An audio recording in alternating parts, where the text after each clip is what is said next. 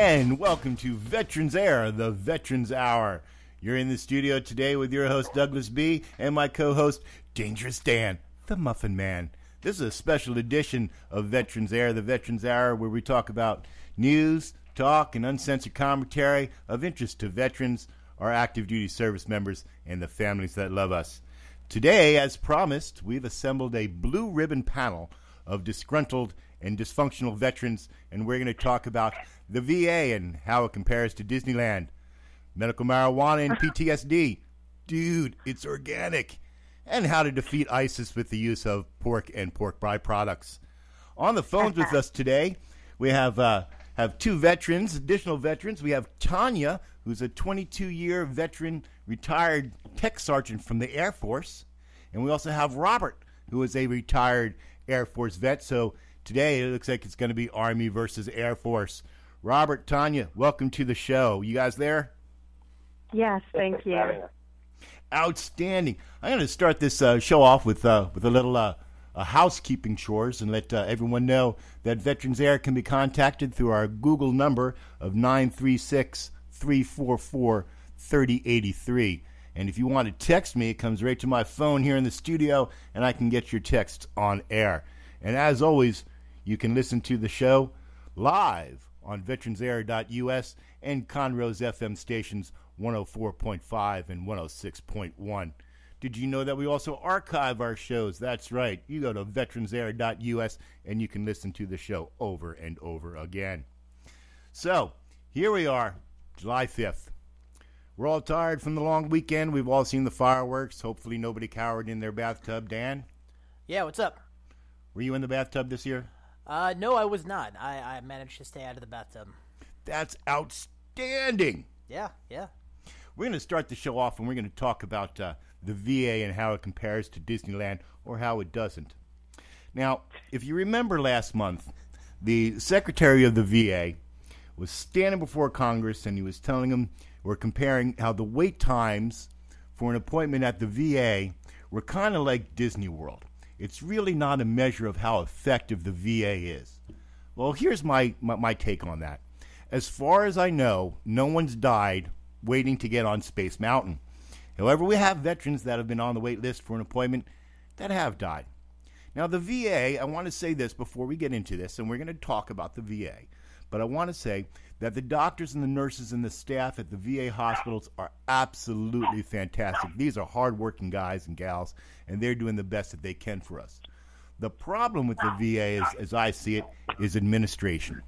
From the top down, we have a culture of, I just don't care. He's just a number.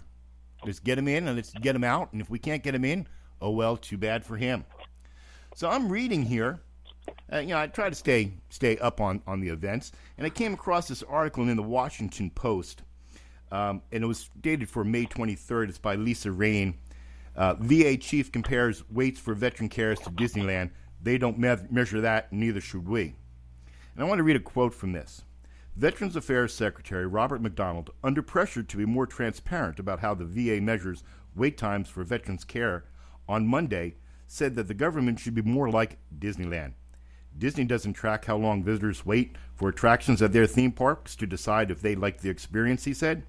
So the VA should not be held to the same standard for medical appointments for VAs. When you go to Disney, they do measure the number of hours you wait in line. Or is that even important?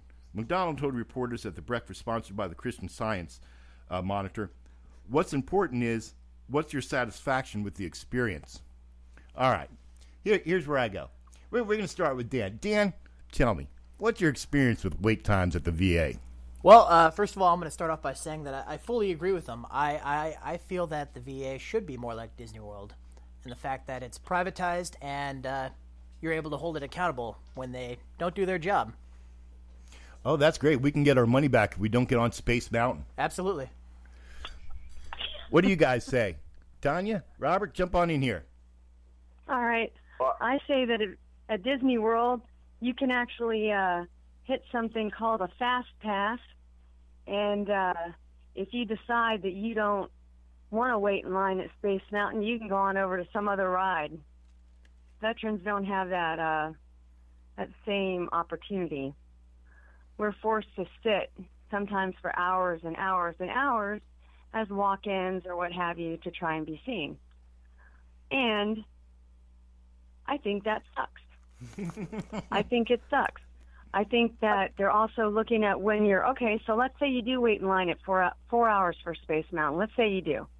All right, once you get on Space Mountain, well, you know, I've got a cuss word that wants to come out of my mouth, but I'm going to hold it in. You're just like, all right, I'm on Space Mountain. Not to mention the fact that they missed you.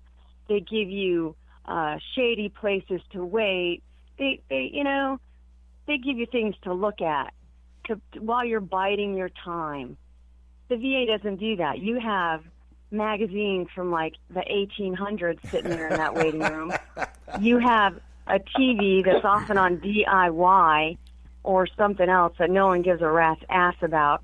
And then this final thing about what matters is your overall satisfaction with the experience. Every doctor and every person you see at the VA, there are some of them that care so much, and I've met those people. I have. But then there are others who I have actually had a doctor look at me and tell me that I was wasting his time. I was wasting his time. Oh, I have had that too. I'm going to give Robert a chance to weigh in here. Yeah. Robert, yeah, I know that I've had that same experience, Tanya, where I've had a doctor tell me that what I think is wrong with me doesn't exist, or that I'm just wasting their time. The wait times have been excessive. I've been on a wait list for 30 days for an appointment that to me seemed like something I should have been able to walk in and been seen for. However, I would like to weigh in on the behalf of the VA. My father's also a vet and has COPD and asthma, and we're just going through all of the process of having his cataract surgery done. And I have to say that the new Choice program, I don't know if any of you had an opportunity to use it, but for my father, it's worked amazingly well. He has a pulmonologist that's on call now. We waited nearly 3 years to get this to work for him. But now that he's enrolled in Choice, it's like if he has a problem or needs a doctor, he actually gets to go see somebody like that day. Let's talk about this Choice program. I'm glad you brought that up. If veterans out there, if you don't know what this is a program that was started last year, and you may or may not have gotten a Choice card in the mail. If you did, I encourage you to go ahead and jump online to the VA and fill it out and get certified. The Choice program is supposed to work like this. If you're more than 40 miles from a VA facility that can treat you, then you can use the Choice program and see a private doctor. Now, my understanding the way this works is you have to pre-certify to do that. So if you're outside of that 40-mile geographical area and you need to see a doctor, you can enroll in the Choice program, have your doctor fill out a form, send it to the VA, they approve it, and they send it back, and now you can go see that doctor. And for a lot of veterans in the rural areas or areas that are serviced just by a small clinic, that is a great program to have. Now, I know, Robert, you're up there in Lubbock. And which is actually a fairly decent-sized town. The difference is the Choice for my father, literally they call us and they give us a doctor. It's been an amazing help. For us to see a pulmonologist was a 2.5-hour drive to go to Amarillo to the VA hospital that's up there. They didn't have anybody local or at our local clinic that could do his cataract surgery, and they sent us to Big Springs, which is 3.5 hours away. They refused to do the surgery because of his lung condition. So his VA doctor enrolled him into Choice, and we got these doctors local that are just great. You know, I think that's a good program, and I think part of what the problem is with the VA is, and we all know, if you watch the news, you know that they're understaffed, is there's more veterans than there are facilities and caregivers to take care of us. Some of us don't need to see a doctor but once a year. Some of us need, continuous medical care. What I think should happen here, what I think the Secretary in the Department of Veteran Affairs should consider is, let's privatize a portion of the VA. There are services out there that the VA performs that could be better cared for in the community itself. Let's take, for example, dentistry. Now, Tanya, I know that you have a background in dentistry. In order to get dental care at the VA, a couple of things need to happen. You need to be enrolled in college using your GI Bill, or you need to be 100%, or you have to be disabled for a dental condition. But, and here's the big but, Houston does have a dental clinic. They have 6 dentists. None of the surrounding clinics in the area have dental. However, there's a plethora of dentists and dental specialists on the local economy that can take that load from the VA and provide it to the veterans. What do you say, Tanya? Would a dentist do that? Well, I don't think it would be an easy thing to do, and here's why. I've been down in Corpus Christi for several years, and my ex-husband is a dentist, and the doctor that he purchased his practice from used to do that. The VA would send someone down with a voucher, and they would be dentures or whatever, generally dentures by the time they actually get in. Okay, so the VA is supposed to pay the dentist for that work.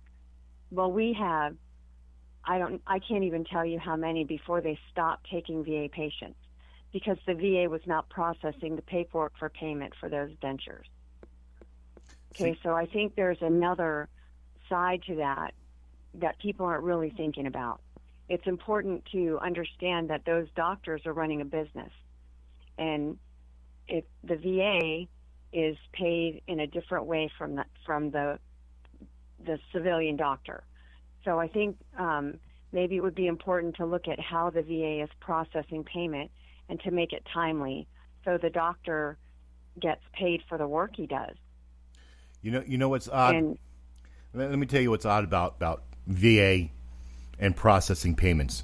Now, luckily for me, I have my own private insurance. Right. So I only use the VA for things that need to be done that aren't covered under my insurance. An MRI, a CAT scan, things of that nature. You know what I'm saying. At any rate, right, the VA has no problem charging the insurance company that day of the visit for the treatment that they gave. So though I use the VA facility, the VA is billing my insurance. They have no problem billing the insurance, but what I hear you say is they have a problem paying the doctors that are treating the veterans. And that is correct. This goes back to what I was saying. What's bad about the VA, and I'm not talking about the doctors, the nurses, the caregivers, who are doing the best they can. Thanks, guys. I appreciate all the work you do. I'm talking about the system. The system is rotten. And I'm sorry, that buck stops with the secretary of the VA. He's in charge. Correct. He needs to change this. He needs it to be a work in progress. And wait times. Well, he's trying to throw this off on someone else. He's saying, at that breakfast when he's asked, what should matter is not the create date, but it's the valid measure of a veteran's VA experience. He's not considering the fact that people, while you're suffering, it doesn't help you to know that someday you'll get seen. It doesn't help a doctor who's outside the VA to help to know that someday you might see that money come in. I mean, everybody's trying to run a practice, trying to pay people that work for them, and it's just not right. I agree. We're going to go on break here, and unfortunately we haven't solved any of the VA problems, but it gives us something to think about. And remember, call into or text into VeteransAir.us. Our number is 936-344-8330. When we come back, we're going to talk about marijuana and PTSD. Dude, it's organic.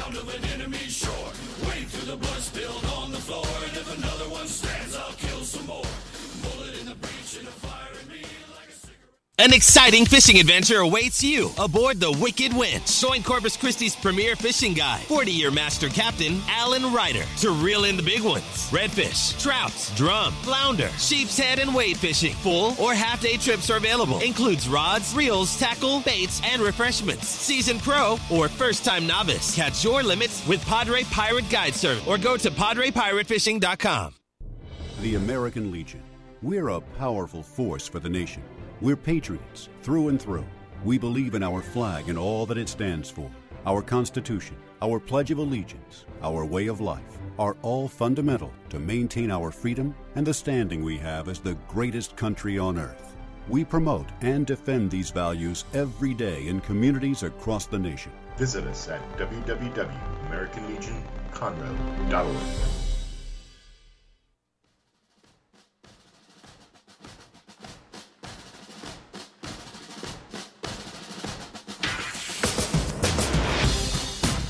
And you're back with Veterans Air in the studio with your host, that's me, Douglas B., and my co-host, Dangerous Dan, the Muffin Man. This is a special edition of Veterans Air where we're talking about the VA, medical marijuana and PTSD, and how to control ISIS with pork and pork byproducts.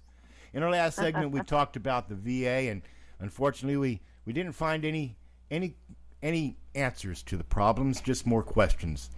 But now we're going to go into a really good and interesting subject, medical marijuana use to help PTSD, or as I like to say, dude, it's organic.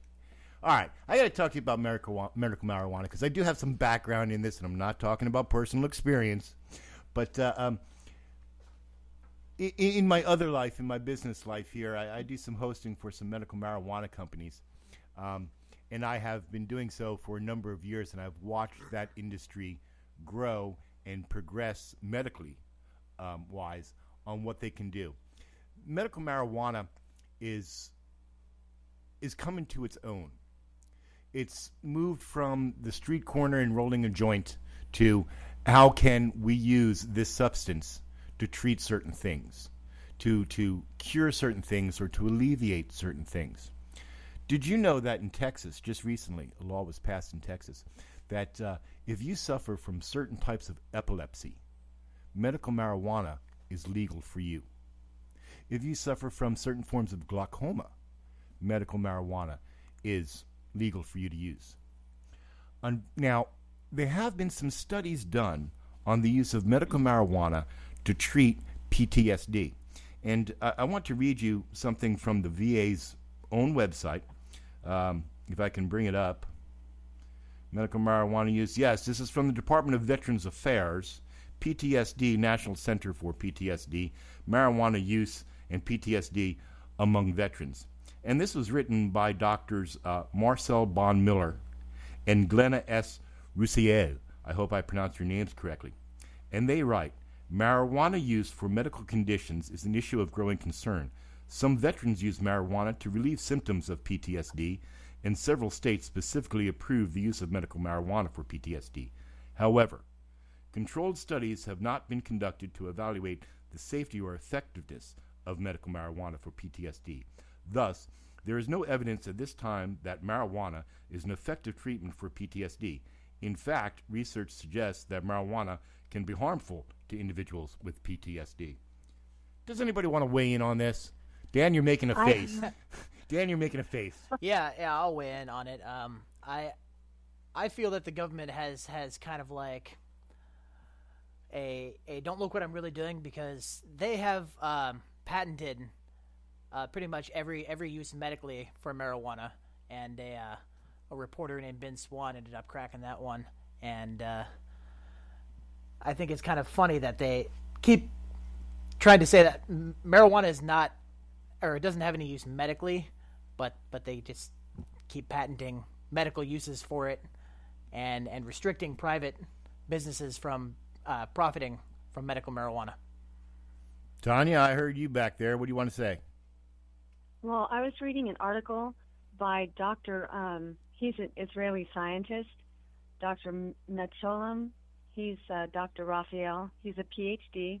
He says that it says that he discovered the brain's endocannabinoid system and the endogenous neurotransmitter, it's called anandamide, and that he's one of the most respected Israeli neuroscientists, and he is saying that the neuroprotective effects of marijuana may eventually have applications for other neurological and psychiatric conditions, including Alzheimer's and Parkinson's, and that with another fascinating discovery is that the cannabinoid system of our brain is integrally related to memory, specifically memory extinction. So the point that what the VA does is they do cognitive behavioral therapy. I read up on this. And what they're trying to do is they say that, okay, they expose you over and over and over and over again to your stimuli, whatever it is that sets you off, whatever your trigger is, whether it be trash in the road, flashing lights, a certain smell, a sound, the way you sit in a restaurant, anything that triggers your PTSD, and they call it memory extinction. Okay, so this doctor is saying that a certain form, and I was watching on Vice TV, Vice.com. They have all they have to do to seriously research this is to take marijuana from making it a Schedule II drug and take it down to a Schedule I drug. What they're doing now is they have it in. They say, "Oh, we're going to investigate it," but it's swimming upstream like a salmon that's frozen. It's not going anywhere because they don't want it to go anywhere. I personally think that it's big pharma, that all the drugs they have, like, morphine and all the other opiates and so forth, that they get those from one system, and maybe the medical marijuana would come from somewhere else. But there are 14 strains that are analyzed to affect different places in the brain that affect different stimuli from different triggers. And this is saying that instead, our therapists are into cognitive behavioral therapy, where they do that again. They expose you to your until you have memory extinction, until you realize that whatever that trigger is, that it really has no meaning here. Hang on for a second. Hang on for a second, Tony. Hey, Robert, you out there? Yeah, I'm right here. I'd like to weigh in right here. Presently, I'm going to college, and I plan to be a drug therapist. Looking at this, this last semester I did a big paper that revolved primarily around the research that's going on for medical marijuana use and veterans suffering from post-traumatic stress disorder, which is a key point for myself as I personally have post-traumatic stress disorder. The number one issue that we're seeing with veterans is the fact that the comorbidity rate between post-traumatic stress disorder and substance use disorder is so high that that's right. It affects other portions of your life. You can't by taking a substance that individuals form an addiction to and using it as, I mean, it's no different than looking at the pain medication that so many of us get. And well, wait, hang on. Are you saying you can get addicted to marijuana? Yes, it is clinically. Well, I can't say it's clinically proven. There is evidence-based research showing that there is a correlation between addiction and marijuana use. The VA itself sees this. I mean, there's been a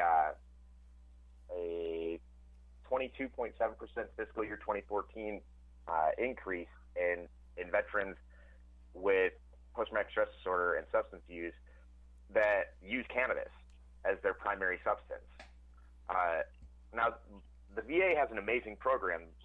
You were talking about cognitive-based therapy. The number one thing that's working for individuals when you have a comorbid disorder is doing dialectical behavioral therapy. We use the Seeking Safety program, which was designed specifically to work with individuals with post-traumatic stress disorder and substance abuse. And it's a great program. I think that medical marijuana has amazing value, but we definitely need to put a lot of research into it before we just start dragging fellow veterans or other individuals out there down another rabbit hole. I mean, Well, switching, but what you're switching saying, one disorder for another isn't helping you. Okay, hang on. Dangerous Dan here. He's signaling me. There's a doctor who wrote a book. His name's Dr. Carl Hart. He's one of the leading doctors on addiction, and he says we actually have to redefine the term addiction, that we can have positive and negative addictions. So you can be addicted to marijuana both positively and negatively. It just how it affects your life overall while you're using it. If it benefits you in a positive way, then it's a positive addiction and it's good, as opposed to if you use it and you don't go to work or don't pay attention to your kids or just sit on the couch. Sit on the couch, right. Watch reruns of Barney and eat Doritos. Absolutely. Not that there's anything wrong with that if you want to do that, but we just have to redefine the term for addiction. I can agree with you on that. Well, it's all in what makes your life better. Exactly. Everything in moderation. Now, Tanya, you were bringing up that article about that Israeli doctor, and I think you and I may have been reading the same one. I went on to read, and currently he's working with the Israeli army and actually doing a study on medical use of marijuana with both active duty and veterans suffering from PTSD. So this is definitely something to watch here. Now, I know a lot of vets, both from my time here at Veterans Air and with my associations with the American Legion and the VFW. I talk to hundreds of vets every week. And some of these vets do self-medicate using medical marijuana, cannabis. Dude, it's just a bowl. And this this is what my takeaway from talking to them about this and the way that they use it. And this is kind of supported by this Israeli doctor's research. Because in his article, he's saying that you get the most benefit, or it appears that you're receiving the most benefit when you do small or moderate doses in the evenings. That's right, right before bed. Right before bed, or when you're going to an event that you know that there's going to have triggers. Now, I was talking to a couple of vets, and on average, what they're telling me is this is what happens to them when they smoke medical marijuana. And I want to make a clear distinction between receiving medical marijuana and scoring a dime bag on the corner. So people out there, if you're listening to me and you think that I'm telling you, go get a dime bag on the corner, you're wrong. I'm telling you medical marijuana. So anyway, what they're telling me is they're saying that when they're having a hard day, a stressful day, something's going wrong in their life where they've just, had too much and they need to withdraw. They feel that their life is closing in on them. They'll have a tiny little bit just before bed. They say they're not experiencing a high off of the use of this, but they do feel some, and I quote, brain fuzz. They get thirsty, and then they sleep. I had one veteran that did this, and the next morning, the veteran calls me, and they said, you know what? This is absolutely fantastic, but I'm madder than hell at you. I said, what are you mad at me for? I didn't make you do it. And they said, well, I just am. I said, well, did you sleep? Well, yeah. Did you sleep all night? Yeah.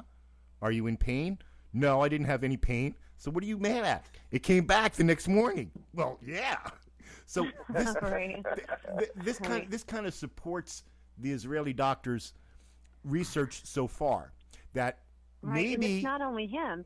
There's doctors here. There's a guy that's isolated 14 different strains of marijuana, and he talks to the plants like he says she's for this and she's for that, and they actually encourage the growth of whatever portion of the plant affects the portion of your brain that reacts to mental stimuli, emotional, scent, and there's so many different ones, and I just can't understand why they're limiting trials of it here when it's made legal in states like Colorado, and people just go and get high however they choose, whether they need it or not. We're gonna go on break here, and when we come back, we're gonna talk about this. Tanya, I'm glad you brought it up. We're gonna talk about the states that have legalized marijuana and legalized recreational use of marijuana, both the good and the bad. Stay tuned. You're listening to Veterans Air, the Veterans Hour on Lone Star Community Radio.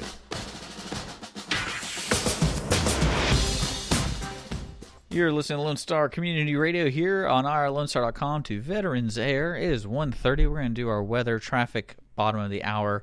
And right now, let's start with some traffic. I-45 northbound, southbound looks good to go all the way from New Waverly down to Houston.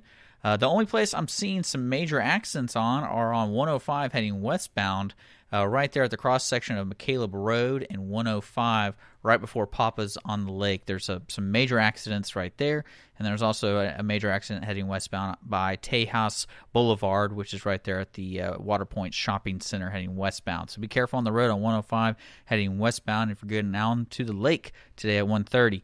Right now, let's do some weather right now. It's 95 degrees outside. Humidity is around 49% this afternoon. Mostly sunny with a high near 96. Just to give you guys a heads up, the heat index value is as high as 106 today. So please be in the shade, wear your sunscreen, and be hydrated. Later on tonight will be a low of 78. And actually, this whole week looks perfect for Montgomery County. The average high, though, is going to be around 97 and a low of 77. The first day they expect some rain is this upcoming Saturday. There's a 20% chance of thunderstorms. You are listening to Lone Star Community Radio here on irlonestar.com and soon to be on Conroe's FM 104.5, 106.1. You're listening to the Veterans Air right here on irlonestar.com. We'll get back to them right after these messages. Coming right up on irlonestar.com and Conroe's FM 104.5 and 106.1. Veterans Air, the Veterans Hour. News, talk, and uncensored commentary for today's veterans with your host, Douglas B. We're pretty sure the Army didn't train him for this. An exciting fishing adventure awaits you aboard the Wicked Winch. Join Corpus Christi's premier fishing guide, 40-year master captain Alan Ryder, to reel in the big ones. Redfish, trouts, drum, flounder, sheep's head, and wade fishing. Full or half-day trips are available. Includes rods, reels, tackle, baits, and refreshments. Seasoned pro or first-time novice. Catch your limits with Padre Pirate Guide Service or go to PadrePirateFishing.com.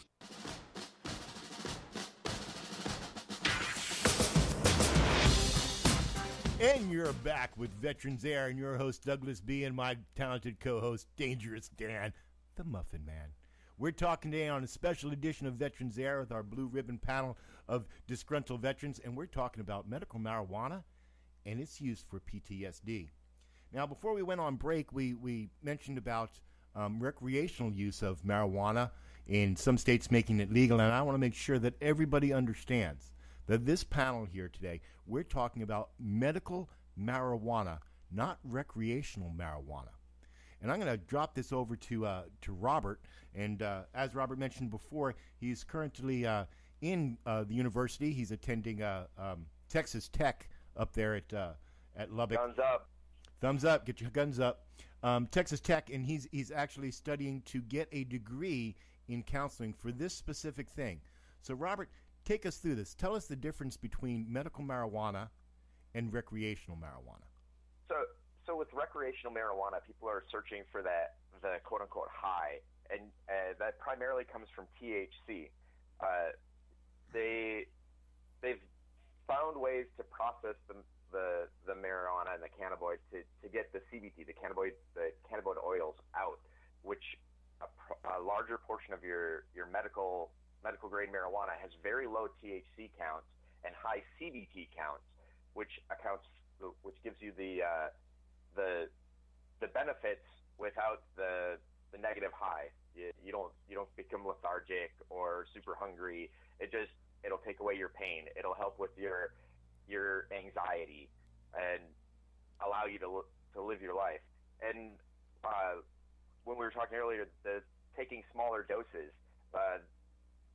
Using it instead of just smoking marijuana, when you're doing CBT, you can either be using essential oils, use flour, cook with it, and it gives you that medical effect and the positiveness without having to go smoke a bowl or score that dime tag. Wait a second here, Robert. Wait a second. Are you telling me that it is more beneficial medically wise to bake up a batch of Alice B. Toklas brownies than it is to smoke this stuff? It depends on what you're using it for. Individuals that suffer from extreme amounts of pain, they make CBT lollipops. So you have a sucker that takes all of your pain away, and that's your medicine. I like that idea. Hang on, I like that idea. I am a disabled veteran, as everybody knows, a disabled combat veteran, and I'm in a lot of pain. And people that know me know that I pretty much live on opioids to be able to be functional. And a number of years ago, when I was on morphine, and I still promote that we should do an investigation on making gummy bear morphine. But at any rate,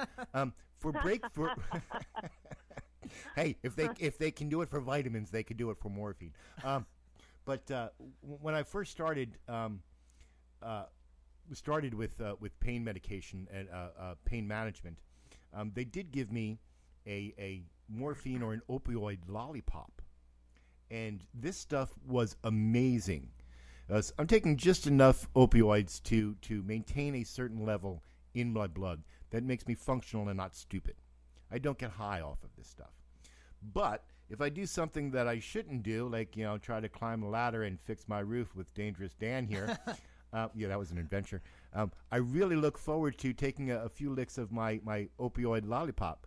So you're telling me, Robert, if I'm understanding, you're telling me that they can do the same thing with CBT? Yeah. I'm actually looking right here. You can buy, they make it into chocolate bars. Dan's shaking his head, yeah. Candy shakes.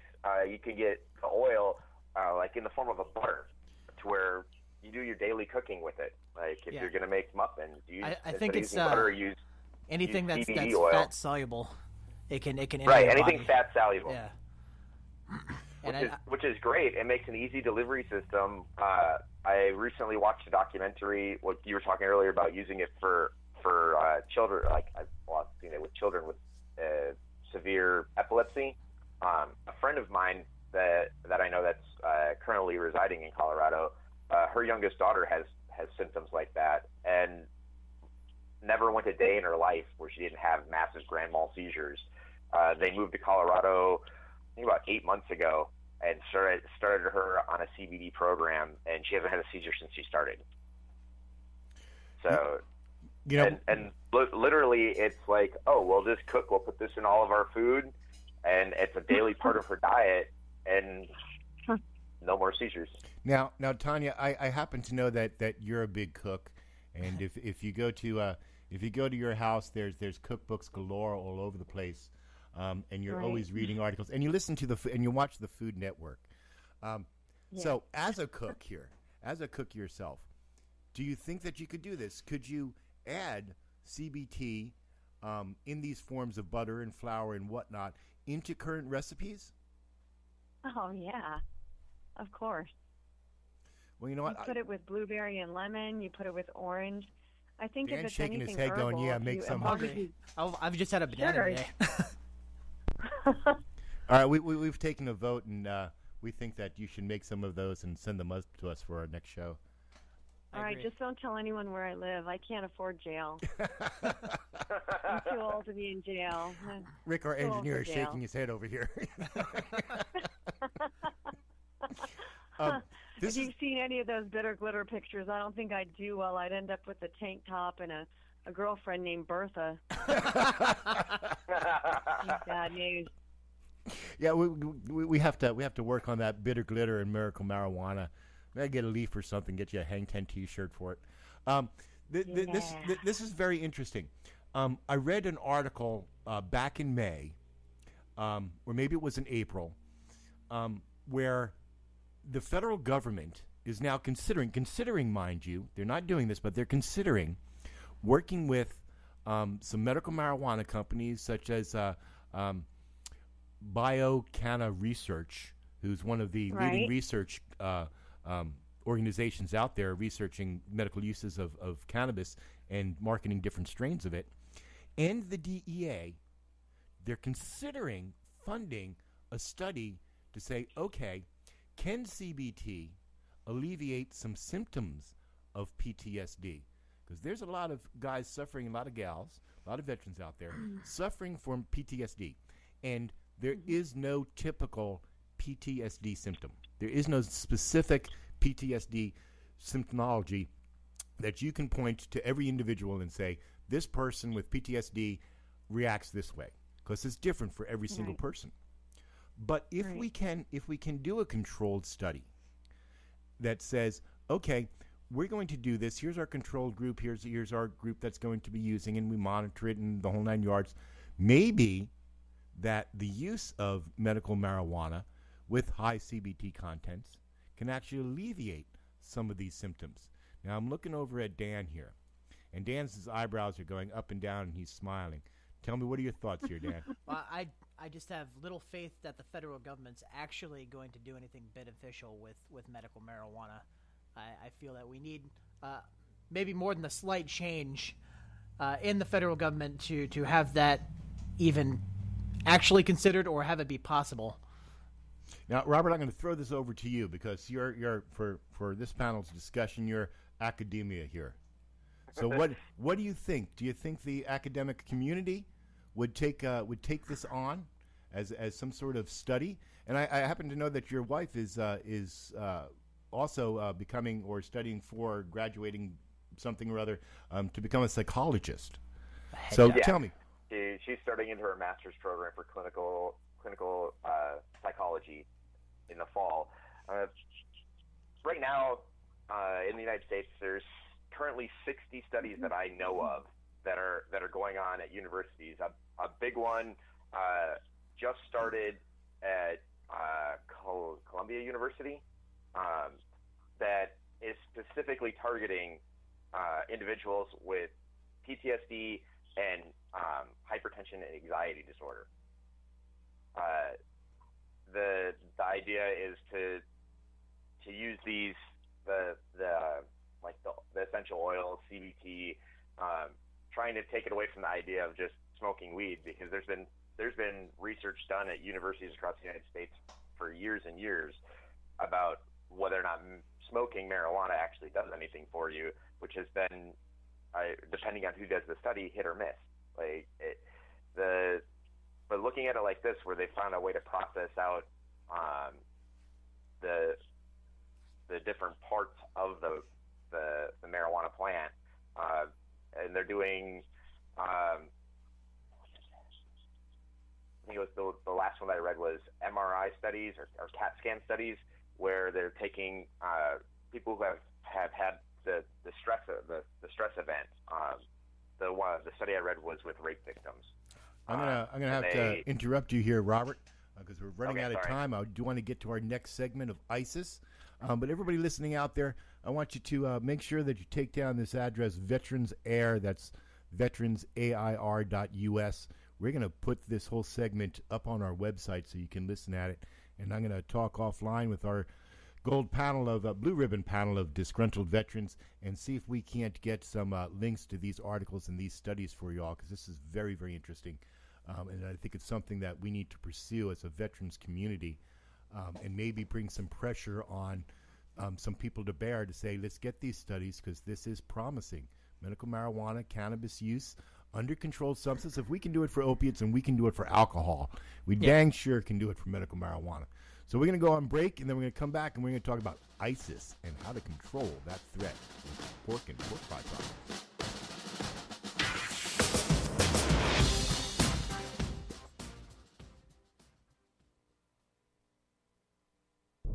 The American Legion.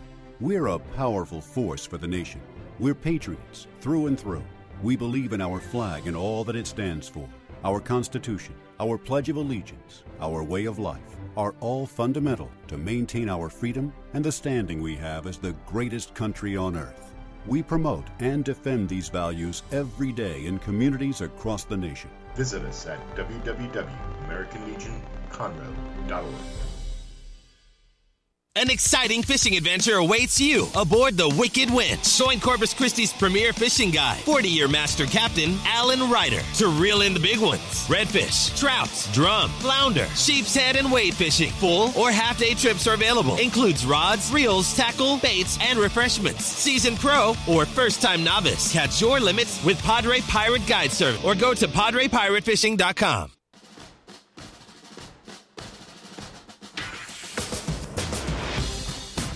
And you're back with Veterans Air, the Veterans Hour, and our blue ribbon panel of disgruntled veterans. We're talking in our last two segments about the VA, about the medical use of marijuana. Dude, it's organic. And our last segment here, our last 10 minutes, we're going to devote to how to protect America from ISIS and terrorism using pork and pork byproducts or other such measures. I personally prefer 5.56 Freedom Fries. Tanya, you told me that you had something that you wanted to bring up on this segment. Go ahead. The mic is yours. Okay. Two things. One, bacon. Personally, I don't eat meat, but I'd wear it. Remember, Lady Gaga with the bacon purse and the bacon bikini? I'm down with that. Everything's better with bacon. A meat suit on That's a meat right. suit. Everything, a bacon martini. And then ISIS better watch out, because this is from CNN. This is a story headline. U2 frontman Bono told a Senate subcommittee last week, citing Sacha Baron Cohen, Rock, and Schumer by name, as he told the senators, "I think comedy should be deployed in the fight versus ISIS." So they say, before you laugh, Bono's onto something. The singer-activist continued on to tell the senators, it's like if you speak violence, you speak their language. But if you laugh at them when they're goose-stepping down the street, it takes away their power. Personally, I think hiding in the bathtub takes away their power because you can't see them.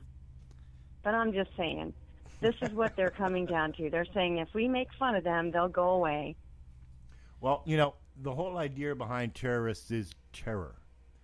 If we think back to 9/11, when the terrorists took out the World Trade Centers and the Pentagon, and you looked at the aftermath and how this country reacted a few days afterwards, you could walk down the street, any street in America, and you'd see the American flag on every single house.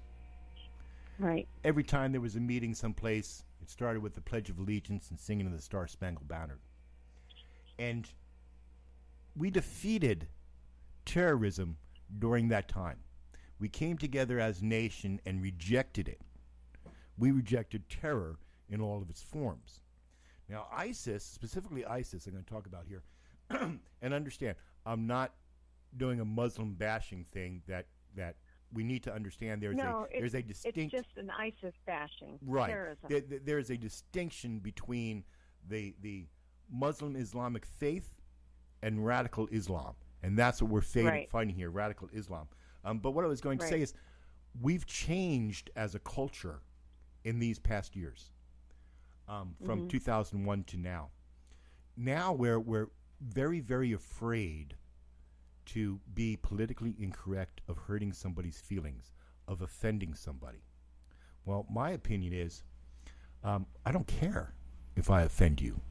I don't care if you don't like America. If you don't like it, get up and leave. I have a personal code, and you can see this. You can read this. Check out VeteransAir.us. The code is simple.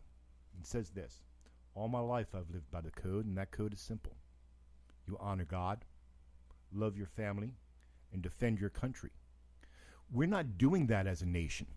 I think as a nation, we're kowtowing to ISIS and radical Islam, and that's my point of view. And go Daniel. Well, I think, first of all, we should probably look into how ISIS was funded and basically propped up with our leaving of Iraq. And oh, that's right. You're one of those Iraqi veterans, aren't you? No, Afghani. Yeah. And I do think that Bono has a point, that violence is only going to breed more violence, and that peace through violence will only lead to short-term gain. I mean, look at Gandhi. Gandhi did nonviolent protests and activism in India, and his change is still, there, as opposed to, every regime in the Middle East, which has risen and fallen with violence. And I think Bondo's got a good point. Comedy is going to win through as opposed to using violence, because we've been using violence in the Middle East for 10+ years, and look where it's got us. More terrorist groups.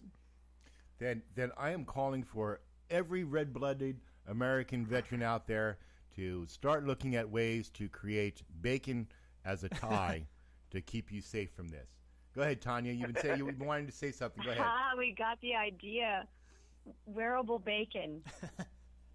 Wearable bacon. You make a wearable bacon jewelry, T-shirts, bacon bumper stickers.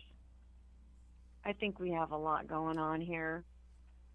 Go ahead, Robert. Personally, I've done a private little thing. There's halal, Islamic aware food. It has to be killed a certain way by a Muslim for a Muslim. I pretty much did something that I don't know if I should be ashamed or proud of, but I'm not sure if you should do that on the air. I'm not sure if you should do this on the air. No, go for it. Go for gold. Be a champion. No, I'm gonna edit that out. He's gonna stop me. No. It could be personal. Never Rick's mind. saying no, let it go. I'm letting it go. Good radio. Next. Move on. Go ahead, Robert. You got anything to say? Yeah, bacon. Just bacon. Who doesn't love bacon?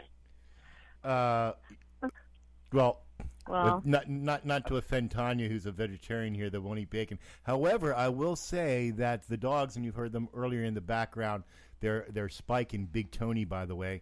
For all the listeners out there, Spike and Big Tony are apex predators with frou-frou tails. I will post a picture of my posse on VeteransAir.us so you can check them out. But yes, bacon. Listen, let's think about this. There is no doubt that you cannot deny that radical Islam and ISIS are on America's shores today. You can't deny that.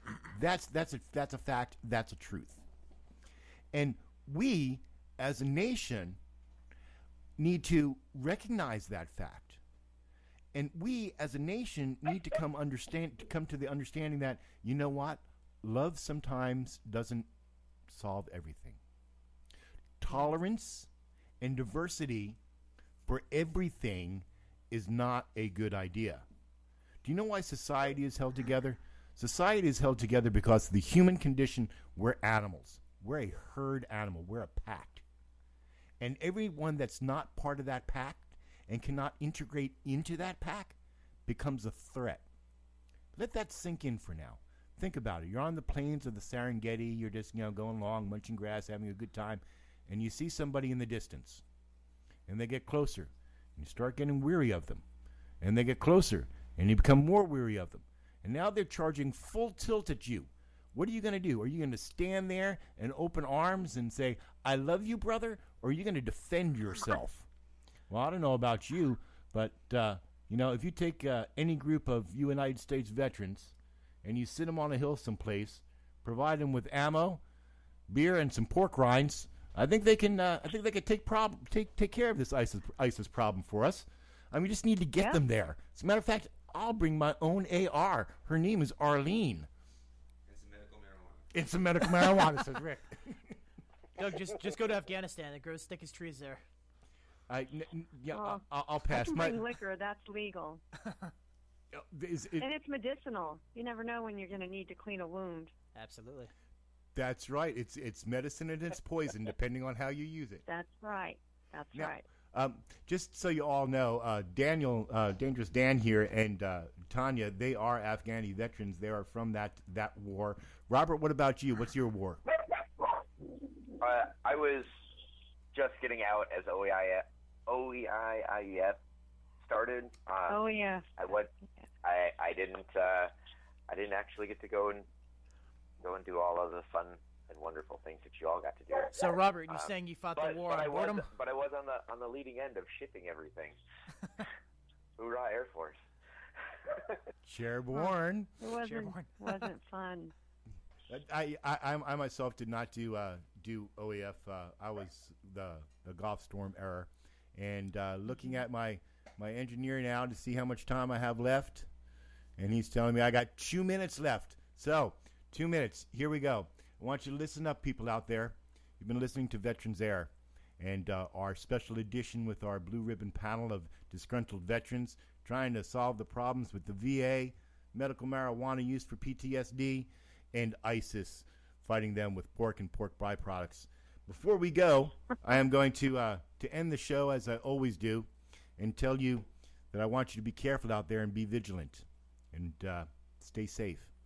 We're going to end this segment the way we always do by this rousing and heartfelt and prideful and nationalistic song called The Warrior Song from our good friends over at warriorsong.org.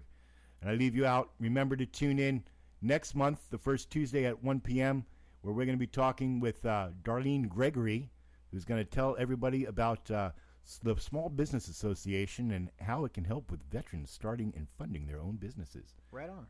Right on. You've been listening to Veterans Air, the Veterans Hour, here on Lone Star Internet Radio.